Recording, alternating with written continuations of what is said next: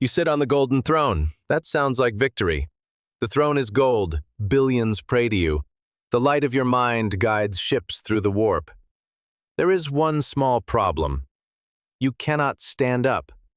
Oceans of candles burn in front of your statues. Armies march off to die with your name in their mouths. Ships cross the warp aiming at one distant beam of pale gold. And that beam is you. Your body stopped being a body a long time ago. Cables run into dried flesh between plates of tarnished gold. Psychers are walked down a corridor in chains, and the line has no end in either direction. And some of them go into the machinery that keeps you here. They call you the God Emperor. You spent the Great Crusade telling everyone that gods do not exist. History has good taste in irony. The throne is a long way off yet. To understand how you ended up inside a golden machine, go back to a place with no machines at all.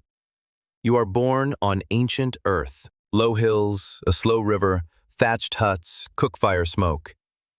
People live in small groups and bury their dead beside their houses because the dead are still part of the household. Nobody records the year. Nobody records you either. You are a child, and already not the kind of child anyone has met. You hear what people are about to say before they say it. You feel the shape of what they want. 3 old men argue by a fire about something they saw and cannot agree on, and none of them will describe it the same way twice. Then a relative kills your father. You kneel by the body. You put a hand on the dead man's forehead. And a few paces away, a heavy man in furs goes down on his knees in the mud with both hands at his chest, and nobody has touched him. The others back away from him. You walk off between the huts, and nobody follows. That is where your care for humanity begins, with an execution in the family. You grow slowly. Everyone else does not. Faces around you change. Then the huts change. Then the language changes. And you are still the same. Eternity turns out to be mostly funerals. You stand at the edge of burial fields until there is nobody left who remembers the names on them. And then you stand there a while longer. You are not alone. There are others who do not die. A bearded man in a farmer's coat, a tall woman in a plain dark dress, a younger one with a traveling pack. They look like nothing at all, which is the point. You talk, you disagree. The woman in the dark dress starts watching you the way you watch a weather front, and she does not stop. You start interfering, never as yourself, a hooded advisor at the back of a Bronze Age court, a stranger who arrives before a plague and leaves after it. Sometimes you burn a shrine down and walk away from the bodies in the doorway. You tell yourself this is maintenance. Tribes become cities, cities become empires, empires become graveyards. You watch the pattern often enough to stop being surprised by it, and you notice the one thing running underneath all of it. Fear builds gods. A priest raises a knife on temple steps, a crowd kneels below him, and somewhere behind reality, something takes the offering and grows. You can already feel them, currents of purple and red with half-made faces surfacing and dissolving. Every human thought leaves a mark there. Multiply that by a species, and you get predators that humanity is manufacturing without knowing it, and feeding, and worshipping. Humanity is a young species with a very loud voice, standing in a dark room full of things that can hear it. So you reach a conclusion on a cliff at night, and the conclusion is not modest. Humanity needs to be led by someone who understands the danger. You appoint yourself. Modesty is not part of the standard kit. The bearded man in the farmer's coat works with you for a while, then works out where the road goes and leaves. The woman in the dark dress helps and starts looking at you instead of at the work and asks the question that will follow you for 30,000 years. Where is the line between saving them and owning them? You do not answer it. You have never once answered it. For a while, it looks like you will not have to. Humanity goes to the stars on its own. Clean, bright cities of pale towers, silver craft between the spires, Machines that do the labor and think while they do it. The dark age of technology, and it earns the first half of that name. Then, it earns the second. The men of iron turn on the people who built them. Warp storms close over the routes and whole regions go dark. A colony street splits open and things walk out of it. Settlements that forget how their own reactors work start swinging sensors at them and calling it worship, which is the first draft of a religion you will spend your life trying to prevent and eventually become. Somewhere far away, an entire alien civilization indulges itself to death, and the birth scream of what it makes tears across the galaxy. Earth comes apart.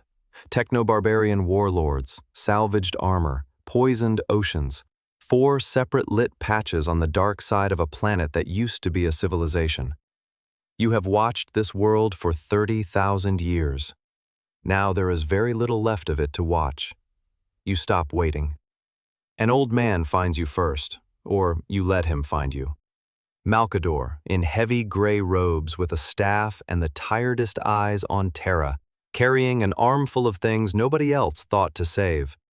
He is the only person who ever talks to you as an equal and gets away with it. He points at ledgers while you are pointing at armies, and he is right, and you both know he is right.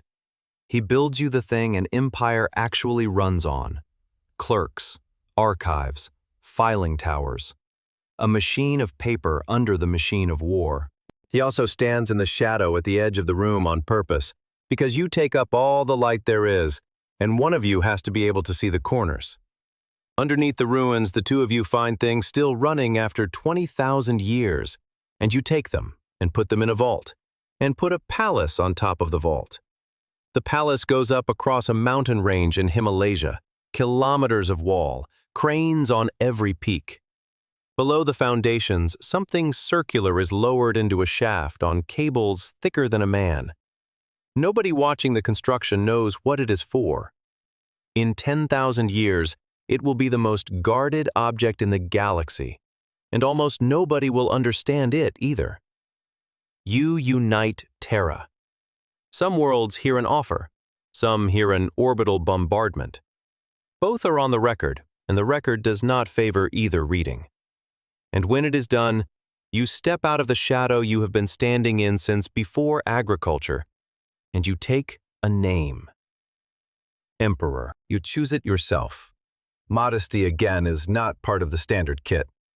You need guards, and the ones you build first are not an army. Each custodian is made individually. One candidate, one surgical chamber, one team of geneticists working on him alone for years. Gold armor, a crimson plume, a spear taller than the man carrying it. They are not mass-produced, and they are not meant to be. Constantine Valdor stands at your shoulder and looks outward at whatever you are looking at, which is the entire job description. The army is a different matter. The Thunder Warriors are crude, enormous, and quick. Gray protoplate, exposed cabling, faces already scarred before their first campaign. They break techno-barbarian lines the way weather breaks a fence. They also bleed from the nose and ears sitting still, and their veins darken under the skin, and the ones who survive a year are surprised about it.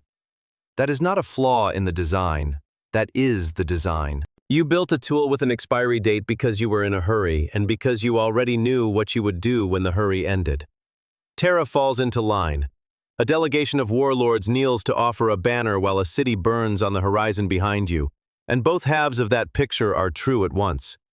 Then there is a victory ceremony on a mountain, ranks of thunder warriors under banners, gold-armored custodians standing along the edges of the plateau. You know what the edges of a plateau are for. The snow goes red. Your first army is put down by your second, and the survivors crawl into the undercity of the world they conquered, and grow old in ruined armor with nobody to tell. This is the founding act of the Imperium, and it does not appear in the Imperium's account of itself. Above ground, the palace is finished, and it is beautiful. Wide avenues, colonnades, gardens, reflecting pools. No shrines, no chains, no pilgrims. It is the last time Terra will look like a place designed for people to live in. Underneath it, the work. Laboratories clean and clinical. Below those, older stone. Below that, an archway of white material like polished bone, glowing faintly, older than the species. And in the laboratories, 20 capsules. You make them out of your own genetic foundation and material taken from Erda, and different witnesses tell that part differently, and the ones who could settle it are dead or have stopped speaking. 20 children in sealed tanks with numbers stenciled on the housings and no names. Weapons with faces, sons who are also equipment. You do not appear to notice these are different categories. Then the warp comes through the ceiling. Instruments explode, technicians go off their feet, and the capsules are gone, scattered across the galaxy in 20 different directions to 20 worlds you did not choose. Some say Erda opened the way to keep them from you. Some say the powers of the warp reached in. Nobody produces proof, and you never once explain it.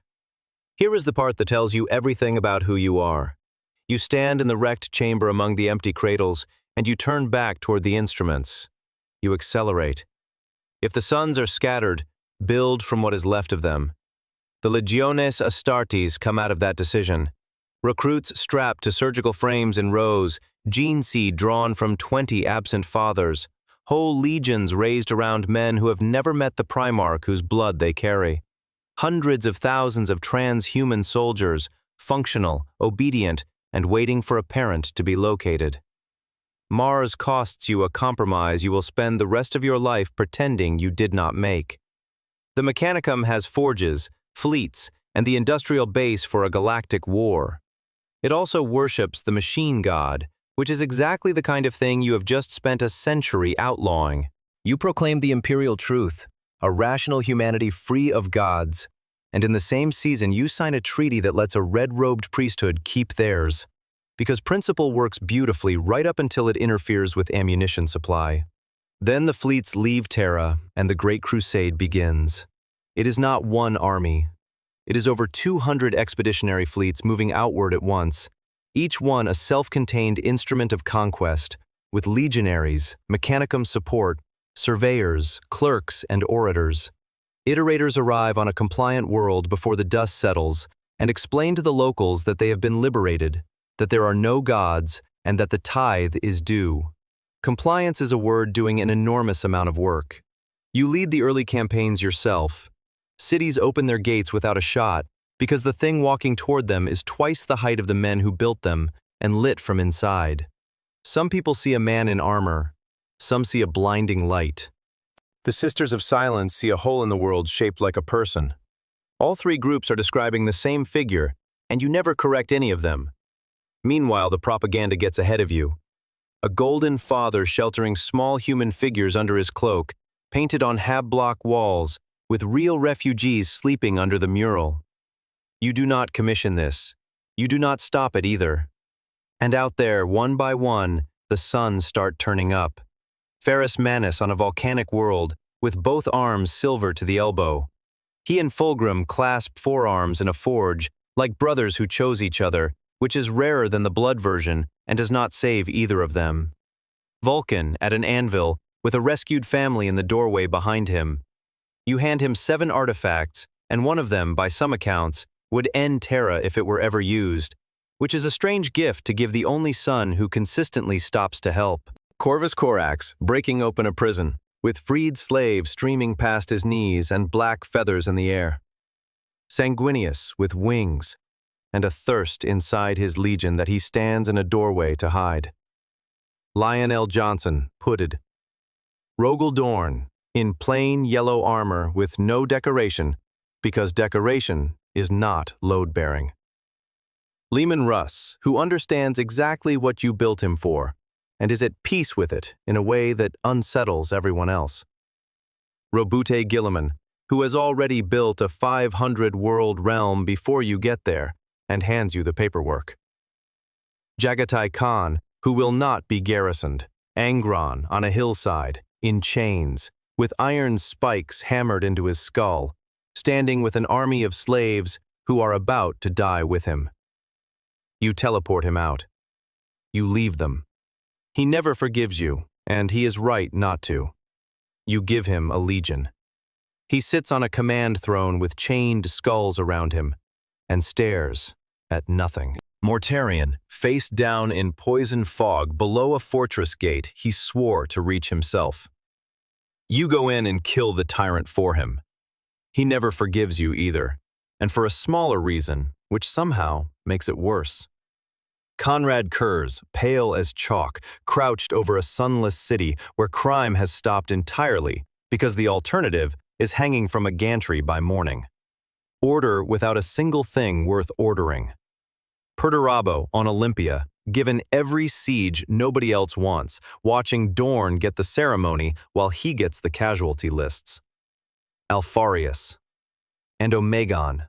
Same face, same posture, and the entire 20th Legion built on the principle that you should never be certain which one you are talking to. Lorgar, who builds you Monarchia, a city of white stone and gold, processions in every avenue, an idol of you at the center, an entire world organized around worship of the Emperor of mankind. He thinks he has done the best work of any of your sons. You have Guilliman burn it to the ground, and you make Lorgar kneel in the ash with his legion, and you explain that you are not a god and never were. Then you leave. That night, Lorgar kneels in the ashes alone and asks the question again. Something in the smoke answers him. It is not you. You have just taught the most devout being in the galaxy that his devotion was worthless, and you have not replaced it with anything. He goes looking, and the warp has an entire staff standing by for exactly this call. The Council of Nikaea comes next. Sorcery on trial, hundreds of witnesses, Magnus arguing that psychic power is a tool like any other. You ban it. Not because you disagree with him, which is the part that matters, but because you know what is on the other end of that connection, and you are not ready to say so. Magnus walks out convinced he is the exception. Every one of them thinks he is the exception. That is a design flaw, and the designer is you. Then Ulanor.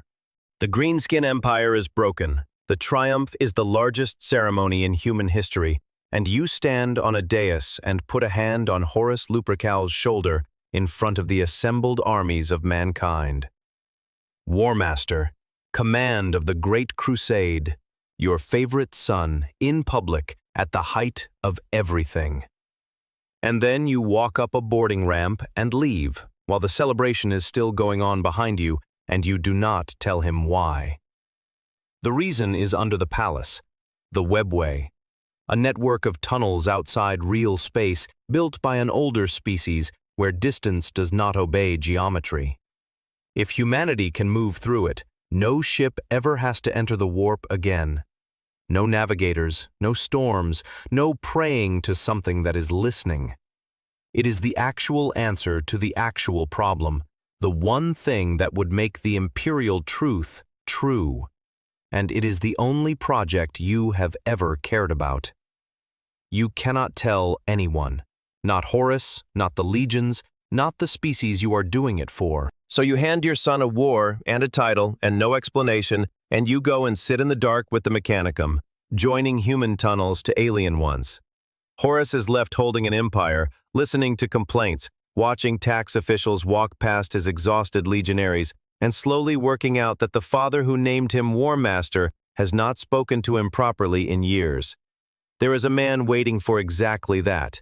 Erebus is patient and pleasant, and standing just behind the command throne where nobody looks. On Davin, a blade with a name goes into Horus's side, and the wound will not close, and a serpent lodge shows him visions of a future where he is erased from the record, and the father who abandoned him is worshipped as a god by a galaxy of slaves. Some of that is a lie. Enough of it is not. And on Prospero, Magnus sees it coming and does the one thing you forbade, and throws a psychic warning across the galaxy and straight through your defenses to reach you. He breaks the barrier under the palace to save you. The barrier was the only thing holding the Webway shut. Demons come through the fracture into the tunnels, and the great work stops, and it never restarts. You sit down on the golden throne to hold the breach. Not the corpse version, not yet. Armor intact, body whole, hands on the armrests. In a chair you can technically stand up from and functionally cannot. And behind you a war starts that most of the Imperium will never hear about. The Custodes go into the tunnels in shining auramite and come back drenched dark red. When they come back. Each one took years to make and cannot be replaced in a hurry, and they are spent in the thousands. The Sisters of Silence go in beside them because their emptiness in the warp makes demons vulnerable, and because ordinary humans standing near them struggle to breathe and think. Everywhere else in the galaxy they are avoided. Here, they are necessary. The Mechanicum brings automata, knights, and titans into corridors that change direction while you are walking down them, where a kilometer ends in one step and a doorway opens onto a dead world. You see all of it through the throne. Every death touches you. So you stop grieving, on purpose, because grief costs attention, and attention is the only thing holding the door. Losses become numbers. Numbers become time. Time becomes a chance. Ra Endymion is one of the few you explain any part of it to, and even he gets only the amount required for service. When Draknian, the demon born out of the first murder of a man by a man, turns out to be too dangerous to destroy, you lock it inside Ra and order him to run into the depths of the Webway and never let it back out. You turn your most loyal servant into a sheath. He obeys. That is the strength of the Custodes, and it is also the horror of them. Primarchs are too independent. Humans are too fragile. The Custodes sit in the useful gap between clever enough to understand an order and loyal enough to carry it out after they understand it. When the line finally breaks, you go in yourself. For the defenders, it looks like sunrise in a tunnel. Demons burn, figures of golden fire walk beside you, and nobody agrees afterwards on what they were. You buy a few minutes. It is enough to seal the gate and save the survivors, and not enough to save the project. The gates close. Behind them is the future the legions were built for, the treaty with Mars was signed for, and 1,000 worlds were compliant for. Nobody outside hears the door shut. Every single thing that happens afterwards happens on this side of it. You sit back down. The great work is over. Not finished. Over. Then Malkador comes with the news. Istvan the Third. Istvan the Fifth. Loyalists massacred by their own brothers on the drop sites. Ferrus Manus dead. Vulcan missing. Corax got out with fragments of a legion. Lorgar, Angron, Fulgrim, and Mortarion are with Horus. Mars has split, so half the machinery required to fight the war is now shooting at the other half. Dorn strips the palace of ornament and welds armor over the windows, turning your capital of the future into a fortress for the last day. Sanguinius and the Khan fight toward Terra. Guilliman founds Imperium Secundus because he does not know whether you are alive. The lion hunts traitors and burns their worlds.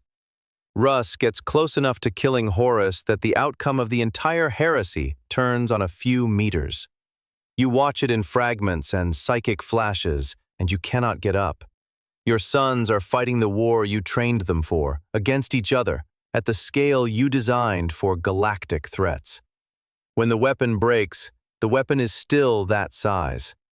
On Molech, Horus walks through a warp gate and comes back filled with the power of the Four. He still believes he is using the gods. It runs in the family. The siege begins. Every layer of defense built over decades buys hours. Ships die at the outer line. The moon becomes a battlefield. Mars burns next door, far too close for a world that was supposed to be supplying you. Dorn runs the defense like he is another wall. He refuses attractive victories. He retreats when retreating saves men.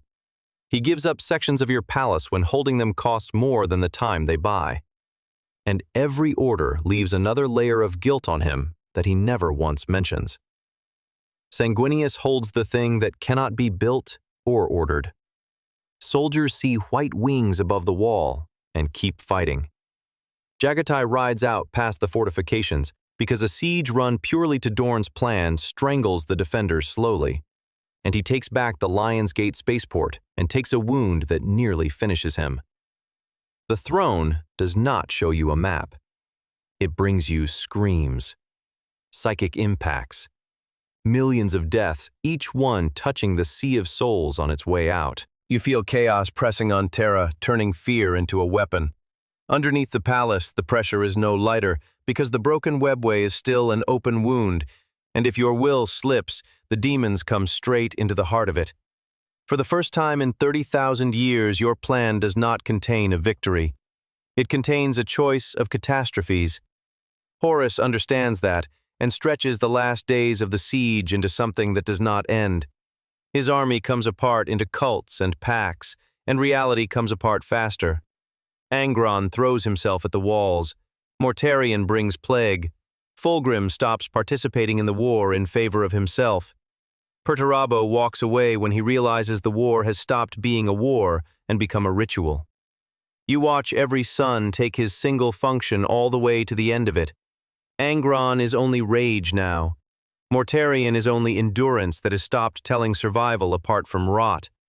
Fulgrim is only the pursuit of perfection turned into appetite. Horus is only the need to prove he was not an instrument. And you are only will. Compassion converts into arithmetic, because there is no other way to keep going. You save the species by losing the ability to see a person in it. Except Malkador, except a few of the sons, except Horus, who still has to be killed. Outside, the imperial truth dies faster than the defenders. Euphrates Keeler preaches faith in the emperor. Soldiers with no hope of reinforcement start hoping for a miracle instead. Your image becomes sacred in trenches while you are still alive to deny it, and your denial loses to the human need to believe that suffering has been noticed. You could order the cult suppressed. You have a more urgent problem, which is that the wall has just come down. Malkador takes the golden throne so you can leave it. He knows the price. It was never built for him, and it will burn his body and his soul out of the universe. He sits down anyway. You call him a hero, and that may be the last human goodbye you ever managed to say out loud. Horus drops the shields of the vengeful spirit. The trap is obvious. Guilliman's fleet is closing, and waiting would let you surround him. But reality around Terra is failing. Time has stopped running properly, and the War Master has turned a warship into his own private province of the warp. You take a strike force. Sanguinius comes knowing he dies. Dorn comes because the order is there. Valdor comes because that is what he was made for. And you leave Terra in the hands of a man burning to death on your chair. The teleport scatters the group across a ship that is no longer a ship. Corridors lead into the past. Doors open into memories. Time repeats itself and watches itself doing it. You work out that ordinary strength will not be enough, so you start drawing on the warp. Every step you take, you get brighter, larger, worse. You drink the Sea of Souls to meet a sun filled with 4 gods, and you tell yourself this is a weapon, that you can hold it, that you will put it down afterwards. Yes, that is what everyone who becomes a vessel of chaos thinks. A name appears in the warp, the Dark King, not Horus, you. If you keep going, a new god is born, a god of destruction and final judgment. You beat the War Master and you end humanity by another route, and the Imperium becomes the cradle of the exact thing you spent your entire life trying to prevent. Ol Pearson reaches you with a handful of companions. A man who knew you before any of this looks at what you are becoming and does not see a savior. Loken talks to you too. Between them, they show you the price of the power you have been calling necessary. You stop. It is one of the very few times in 30,000 years that you let another person change your decision. You let the gathered power go, and the Dark King is not born. Which means Horus is now stronger than you are. Sanguinius gets to him first. The angel fights knowing the outcome, and Horus kills him, and the psychic shock of that death goes through every blood angel alive. Then you arrive. Horus is waiting. This is not the son you found first. His body is full of the four, and his mind is stretched between wills that hate each other and agree on one point. You fight with weapons, will, memory, and lies. You see Horus as a child, a commander, a war master, a traitor. He sees a father, a tyrant, a rival, and an obstacle. Every blow lands on the ship, in the warp, and inside images of the past at the same time. He breaks you.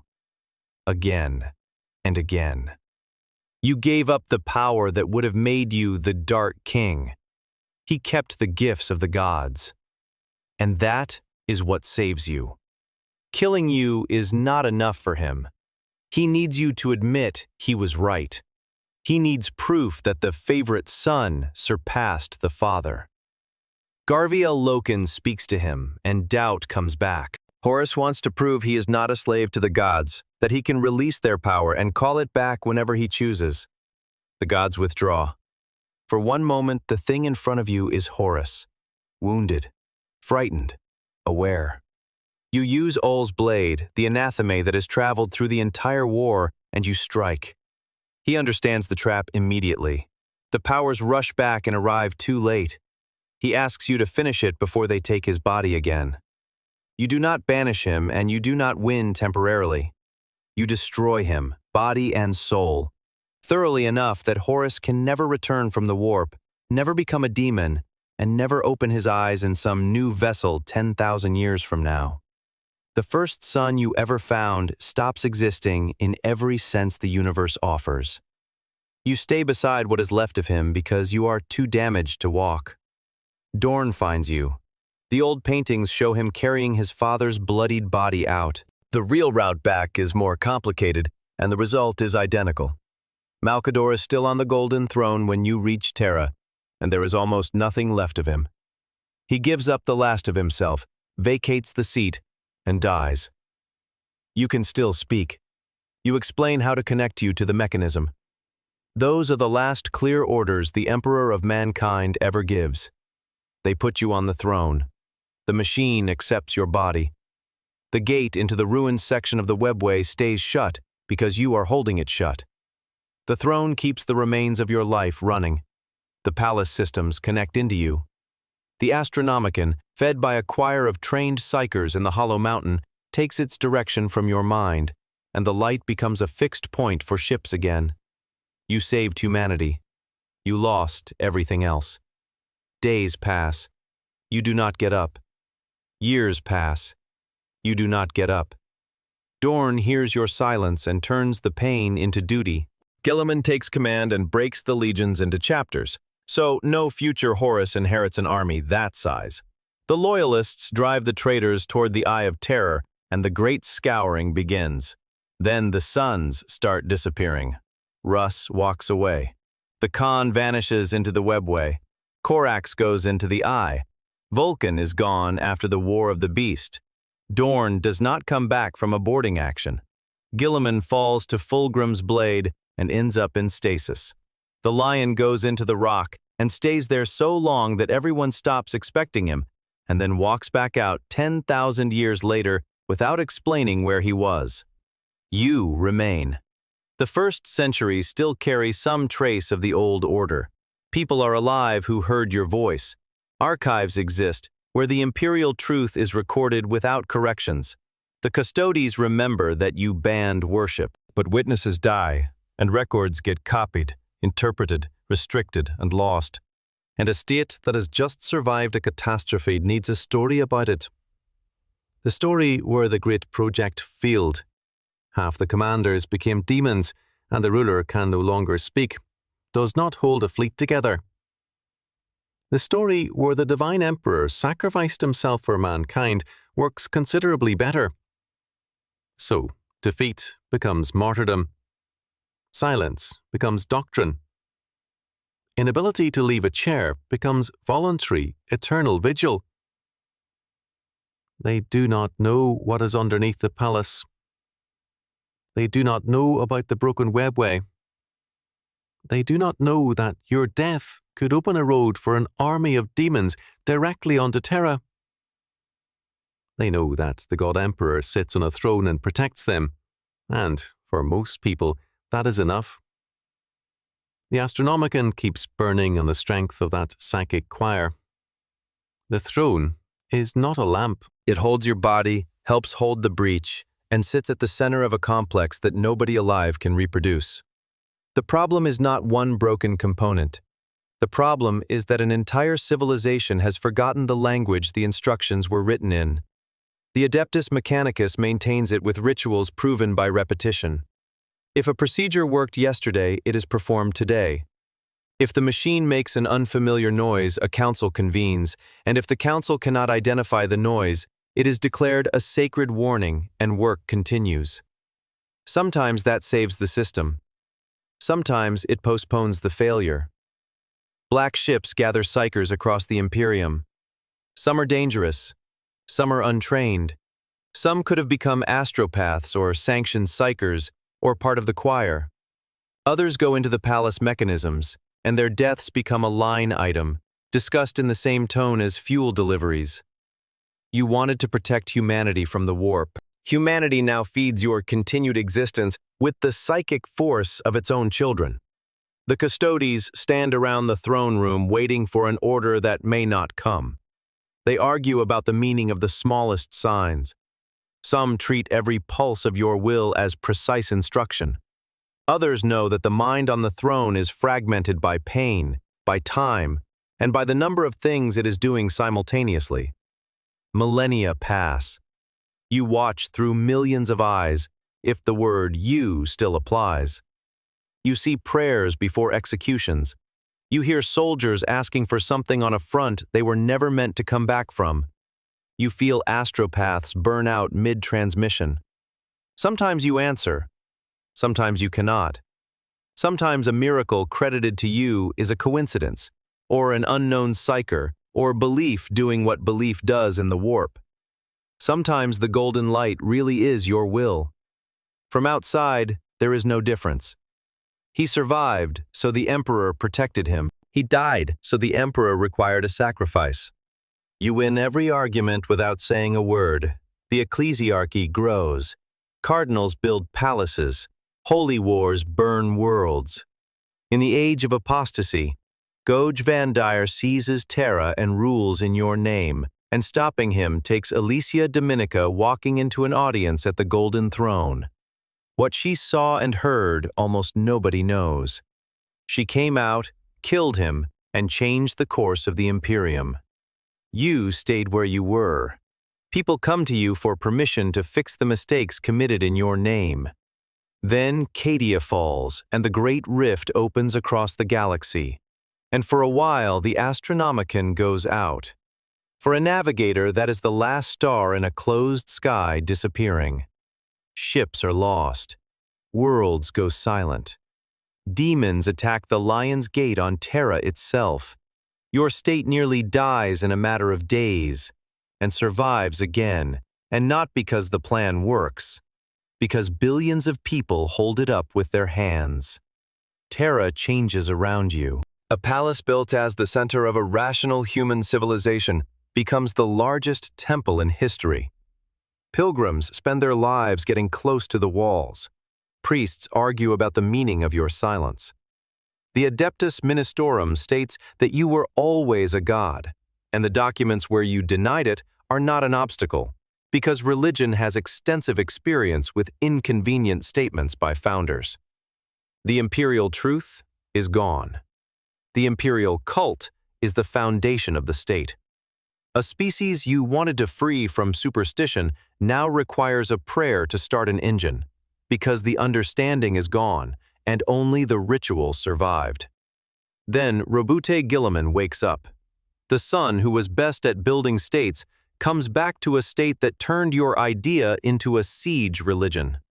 He walks into the throne room. For everyone waiting outside the meeting is short. For Guilliman, it stretches. He experiences your mind as a crowd of forces, voices, and intentions. You recognize him. You call him son, savior, hope, instrument, weapon, and last chance.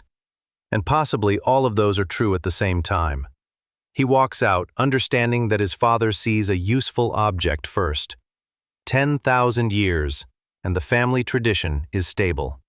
He takes the title of Imperial Regent and launches the Indomitus Crusade. He tries to reconnect the worlds, push through reforms, and hold the Imperium together after the rift. He cannot abolish the cult. He cannot explain to 100 billion people that the god on the throne once banned worship. He cannot dismantle a system while it is the only system feeding the front. You gave him the job you once gave Horus. Run the war while the father is busy with a secret plan. Except now, there is no secret plan. There is survival. On Iax, Mortarion infects him with the god blight. The son dies. Something connected to you comes through him. Guilliman comes back, fire burns the garden of Nurgle, and Mortarion is dragged home. And the galaxy starts asking a question that gets more dangerous every century. Are you becoming a god because people believe, or do people believe because you already became something else? You denied the gods because you knew belief leaves a mark in the warp. Now uncounted billions aim fear, hope, and gratitude at one image. If the Chaos Gods grew out of the emotions of thinking beings, what happens to a being that nearly all of humanity prays to? Nobody knows. Inquisitors build theories and burn colleagues for other theories. Priests do not doubt, because doubt interferes with promotion. The Custodes do not call you a god and guard a throne that planetary rulers fall to their knees in front of.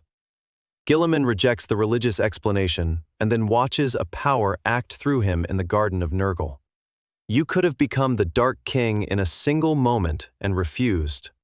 Humanity may be slowly assembling a different entity out of you, one prayer at a time. There is no manual for that process and no guarantee the resulting god keeps your objectives. The warp reflects emotion and distorts it. People are not praying to the man who walked on ancient earth. They pray to a judge, a martyr, a conqueror, and a father who demands obedience. And if that image ever fully wakes up in the sea of souls, it will resemble the Imperium of the 41st millennium far more than it resembles the imperial truth. That is the last trap in your design.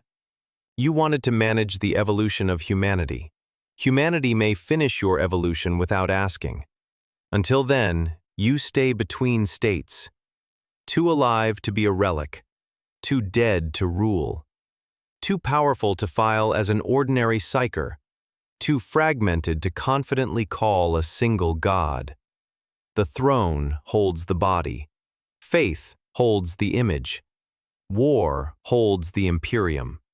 And each part now depends on the others so completely that removing any one of them is a catastrophe. You do not answer. Your usual method outlived your body. Miracles happen anyway. Saints rise. Faith defends places that used to need technology. Sisters of battle see golden light. Psychers hear an order. Sometimes your will looks clear.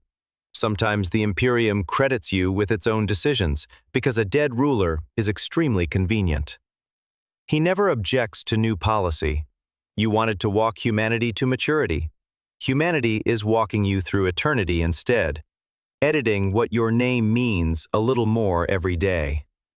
You were a child who killed his father's killer, then an immortal watching civilizations, then the conqueror of Terra, then the man who made the Thunder Warriors and had them removed after they won. Then the father of 20 sons he never got round to raising. Then the commander of the Great Crusade. Then a ruler who outlawed religion and licensed the cult of Mars for the sake of a fleet. Then the builder of a road through the Webway. Then a prisoner of his own project. Then something that came within one decision of being the Dark King. Then a father who destroyed his favorite son. than a corpse on a throne. You saved humanity so many times that it can no longer exist without your suffering. That is your victory. That is also your sentence. You built the Imperium so that one day people would not need gods. The Imperium made a god out of you. You wanted to close humanity's road into the warp.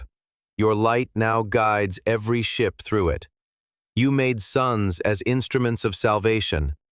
Half became demons, most vanished, and one came back to prop up the ruins. You built a palace for a new age. It became a temple wrapped around a life support device. People stand in front of your statues and ask for protection. You protect them. Priests call your pain holy. You say nothing. Psychers are walked to the machines. You continue to exist. Beyond the palace walls, the wars do not stop. Tyranids eat worlds. Necrons wake up. Orcs assemble a Wa. The Chaos Gods watch from the warp. The Imperium loses planets and takes others. Billions of people are born, work, pray, and die without ever seeing the sky. And all of them call you Father. And you will never learn a single one of their names. But the light keeps burning. That may be the only part of the man you used to be that is left. Not the gold, not the title, not the cult, not the endless armies, the refusal to let go. You cannot stand up. You cannot close your eyes. You cannot die. And that was your whole life. You are the emperor of mankind, the man who wanted to save his species from gods, the god his species built out of the remains of a man.